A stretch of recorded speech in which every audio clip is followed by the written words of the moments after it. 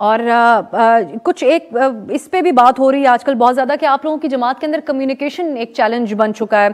قائد jail میں ہے، ان سے وکلا یا ان کے خاندان کے لوگ ملاقات کر پاتے ہیں، باہر آ کر جو وہ لوگ بیانیاں دیتے ہیں اس سے کئی دفعہ پارٹی میں باہر بیٹھے ہوئے لوگ یا تو اگری نہیں کر رہے ہوتے جو خان صاحب سے منسوب گفتگو وہ کرتے ہیں. تو یہ ایک سینئر قیادت کے لیے فیصلہ سازی کے اعتبار سے ایک چیلنجنگ صورتحال ہے آپ کی پارٹی میں اس وقت؟ میرے خیال میں اس میں مسئلے آئے ہیں اور میں توقع رکھتا ہوں کہ بیرسٹر گور صاحب جو سٹنگ چیئرمین ہیں اور sitting secretary general Omar Ayub صاحب اس کو بہتر کریں گے انشاءاللہ. ہمارا تعاون ان کے ساتھ ہے. اور علی محمد خان صاحب، اب یہ تو آپ کی پارٹی کی طرف سے کچھ ہمیں نظر آ رہا ہے کہ سیپریٹ انڈیویجولی بہت سارے لوگ تو بات چیت کر رہے ہیں، لیکن کوئی منشور یا انتخابی نعرہ ابھی تک سامنے نہیں آیا. تو کن بیسز میں آپ لوگ اس وقت عوام کے سامنے جا رہے ہیں اور کیا عوام کو وعدے کر رہے ہیں؟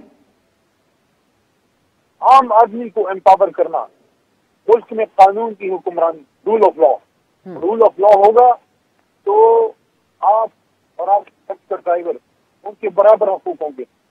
رول آف لا ہوگا تو منسٹر صاحب اور منسٹر صاحب کی گاڑی کو دروازہ کھولنے والا دربان، ان کے بیٹوں کو وہی حقوق ملیں گے جو صاحب کو ملیں گے.